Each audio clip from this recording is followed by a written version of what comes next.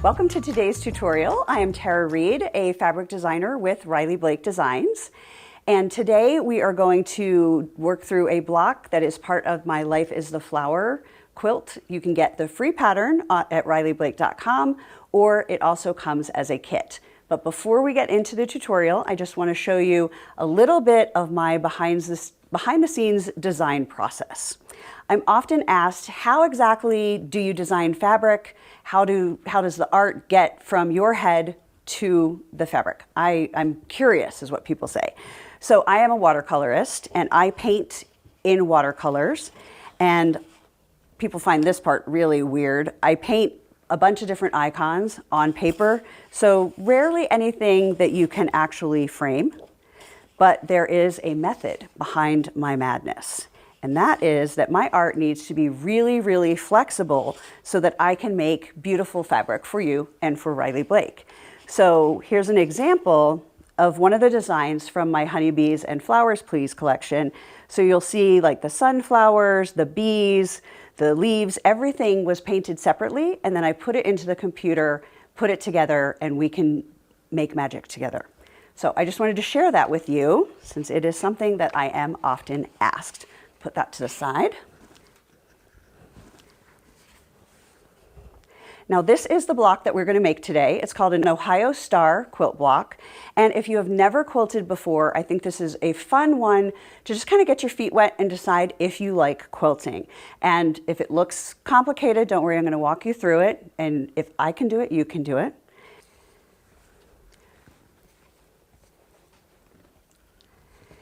So first I'm going to show you what this is made of, and it's going to make it feel a lot simpler if it's not feeling simple right now.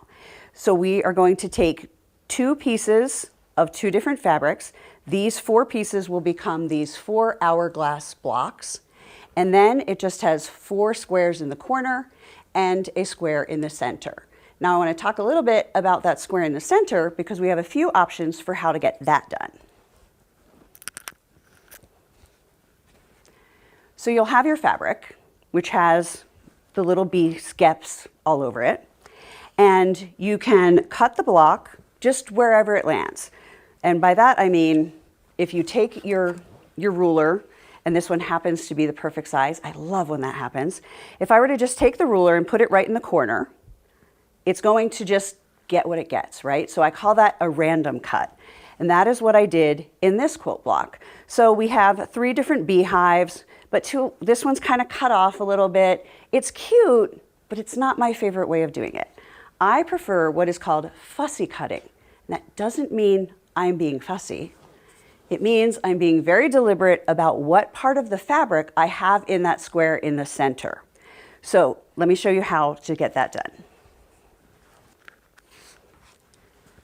I'm going to grab a rotary cutting mat, and this is not a requirement for quilting, but it's really helpful for quilting and other projects if you're going to have to cut on multiple sides of a ruler, and it's fun.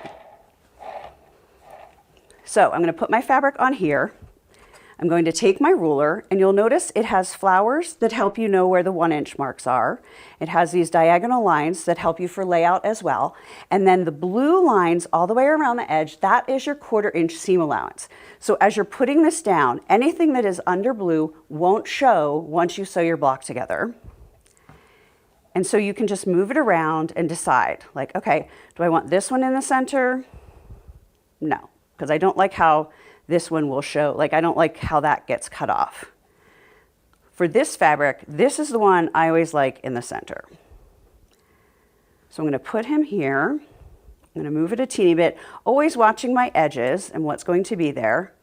And when I'm happy with that, put my hand flat down. Now, one thing I did learn, one of my friends told me, don't do this when you're holding rulers. And I didn't listen to her. And I did a really big quilt, and I ended up really pulling my tendon, and it was a mess for 6 months. So always put your hand flat. Learn from my mistakes if you're able to do that. I know that's sometimes hard. So now I'm just going to cut on every side. And I lift my hand, try not to move the ruler. And this is why I like this, because you're not going to be moving the ruler and the fabric, you're just going to be rotating.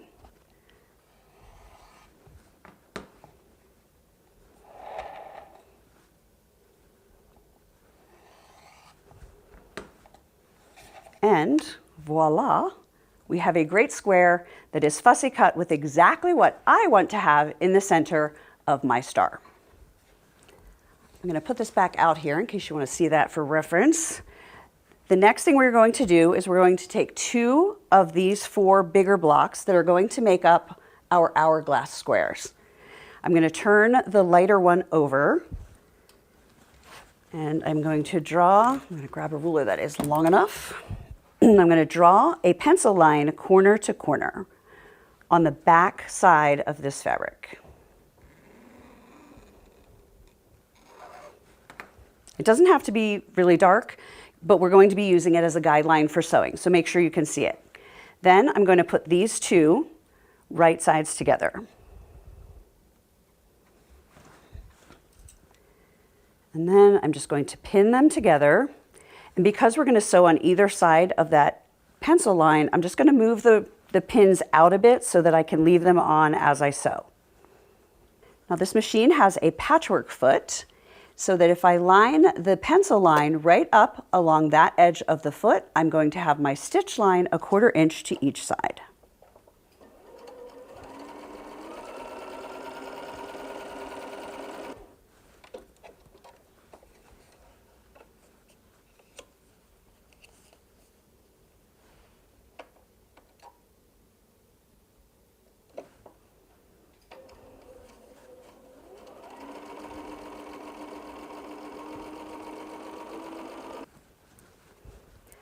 Now we can take the pins out, and we're going to grab a ruler that is longer than that diagonal, and we're just going to cut that in half right along our pencil line.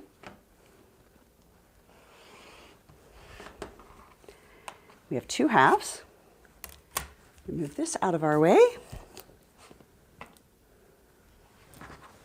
Now it is time to press. So before I press blocks open, when I've sewn them together, I like to set the seam. And if you're not familiar with that, it basically means putting heat on that thread and then using this quilter's clapper and pressing down. It might seem like a little bit, but there is a little bit of space and air in between your stitches. And so this helps flatten that. And every little bit in a quilt block that you can keep it flattened and really consistent is going to make a difference in how nicely it comes together in the end. Now, if you're not familiar with a quilter's clapper, this is one of my favorite things. It is a piece of wood with a really comfortable grip. You just press down after you iron something, and it absorbs any moisture that might be in there and any heat, so that when you go to touch the fabric again, you're not burning your fingers. So, serves many purposes. Now we're going to open these up and press these into a square. I like to put the dark side on top and then push that forward. And the reason I put the dark on top is so that the seam stays under the darker fabric and doesn't show under the lighter fabric. So now I'm just going to press this again, and I'm going to use that quilter's clapper.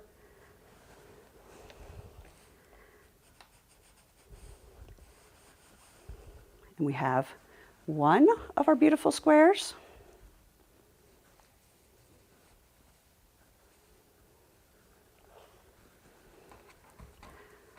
Now we have 2 big half square triangles that we're going to turn into 2 hourglass blocks. So what we're going to do is we're going to keep this one right side up.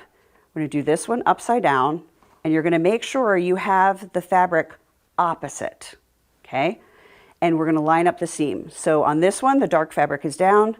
This one, it is up. Seams together, match the sides.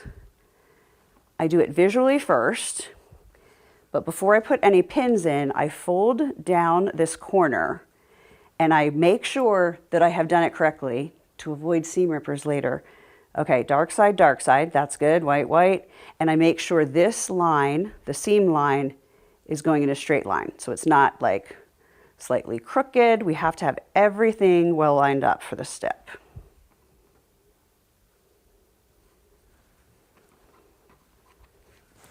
Now, we could have done this part before I lined it up, but since it's lined up, we're doing it now, and it is going to make no difference. We're going to draw a diagonal line again in the opposite direction of our stitch line. So our stitch line is going this way, our pencil line is going this way, and I bet you can guess what we're going to do next. We're going to pin this and we're going to sew a 1/4 inch to either side of that line.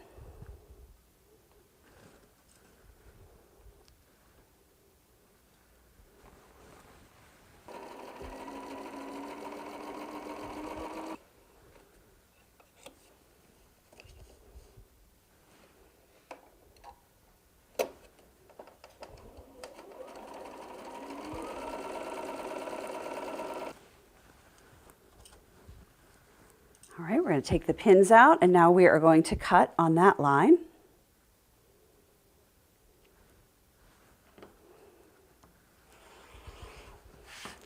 So we're basically repeating the process, but with extra pieces in there. We're going to set these seams.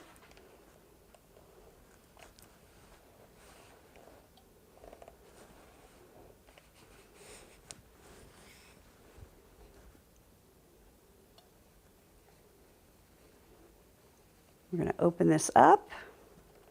Whoa. Listen, sir. So now we have 2 of our 4 hourglass blocks, and I'm going to show you how we are going to trim those.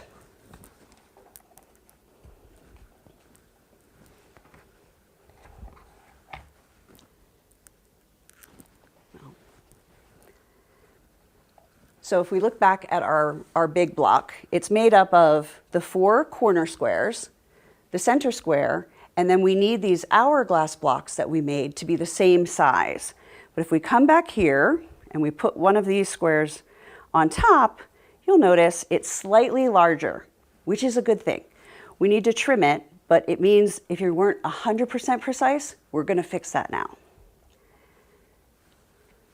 So I'm going to take the 4.5 inch square again, and this is where all of these diagonal lines are really going to come in handy. You're going to put this center flower and intersection point right at the center point of your hourglass, and you're going to make sure that these diagonal lines are going along the seam lines. So make sure it's not twisted a little bit. We want to get this nice and squared. It will tilt a little bit, so you need to be careful how you're holding it, keeping it lined up. And then again, press straight down, and then you're just going to trim any excess off each side.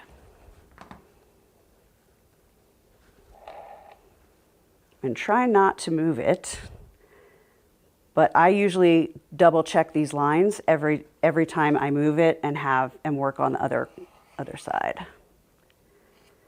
Now I will also say, if you watch Instagram a lot and you watch quilters and you see them going fast forward, mind you, zoom, zoom, zoom, going all the way around, if you are new to quilting, I do not recommend that. I would turn it every time and always go the direction you're most comfortable with, which for me as a right-hander is going straight. Because sometimes when I go this way, I don't go quite straight. And then I'm sad.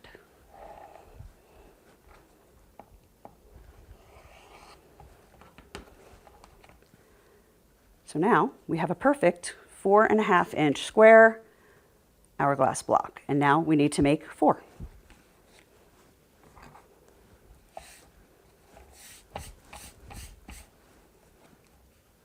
Okay, I'm on my last cut of my last hourglass block. That's always exciting.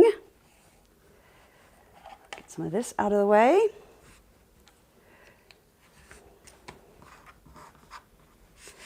It's also really important to not leave a bunch of this fuzz on your cutting mat, because if it stays in the grooves, your mat won't last quite as long. So that is important to know. Now we have 4 of these.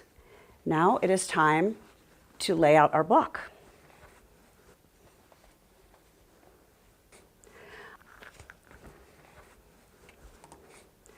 I love using these design boards that are available, like Riley Blake makes these, when I'm laying out a quilt block, especially one where you have to pay attention to the direction you have things turned, because then you can have it all laid out. I have been known to turn my hourglass the wrong way, like then. All right, so if you're working on any kind of a quilt block, I love laying them out on the boards like this, and always double check your orientation with your directions. So for the Ohio Star, you want to make sure you have the lighter fabrics inside with the center. That will help you not do that, which I might have done once or twice. So now what we need to do is we're going to sew each of these 3 rows together. We'll make row 1, row 2, row 3, and then we will sew them together. So what I like to do is flip whichever is the more complicated, so the hourglass block onto a solid square.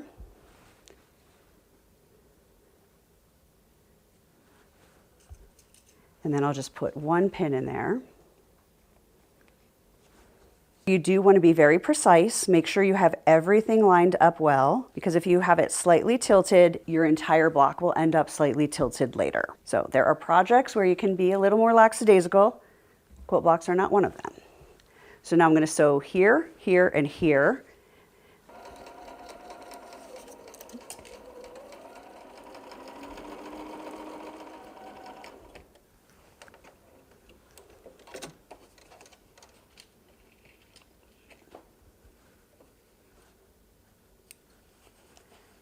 All right, we're just going to cut these 3 apart and come over to the ironing board. We're going to set these seams.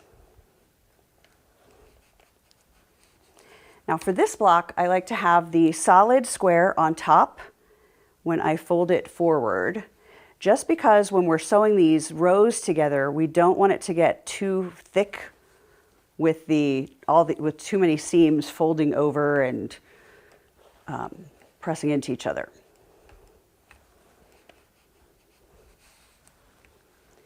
And then as I finish that set, I'm going to put it right back on that design board.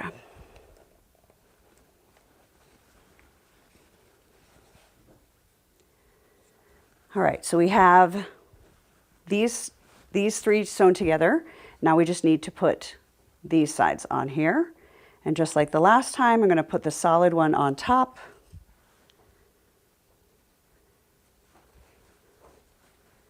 Pin those together, and then we will sew those 3 with a 1/4 inch seam to get our 3 rows. We are coming to the end.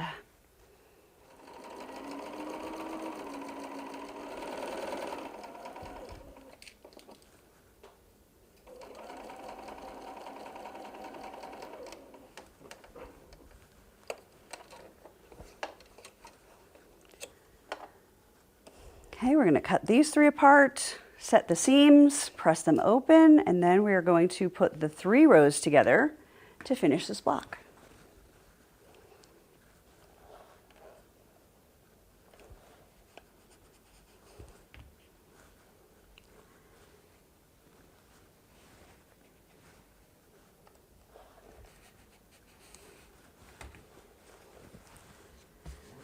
We're in the home stretch. We have 3 rows. Now we just need to put them together.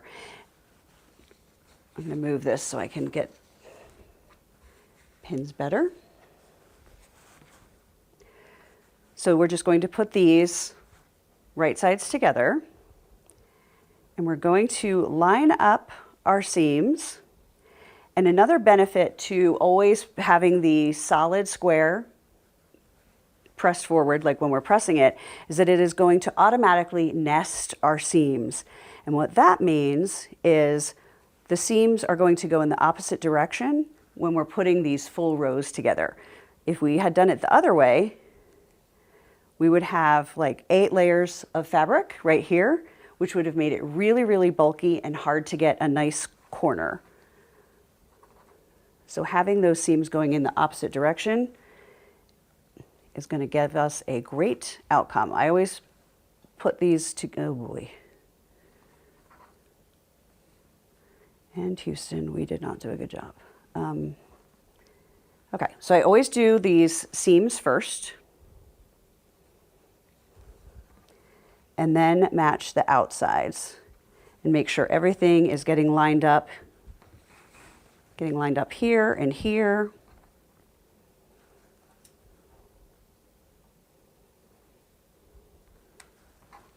And then on the opposite side, same thing.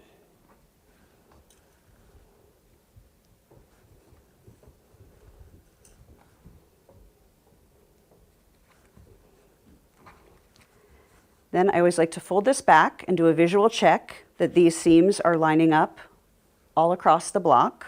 And then I do a little inspection here. Okay, and we're ready to sew.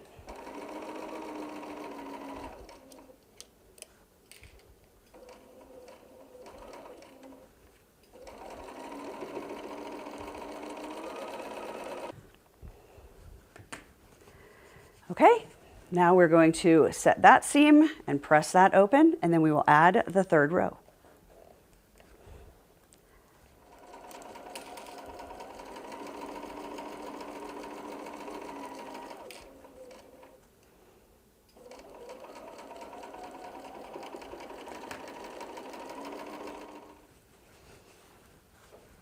All right, set the seams, press it open, and we are going to have an Ohio Star block.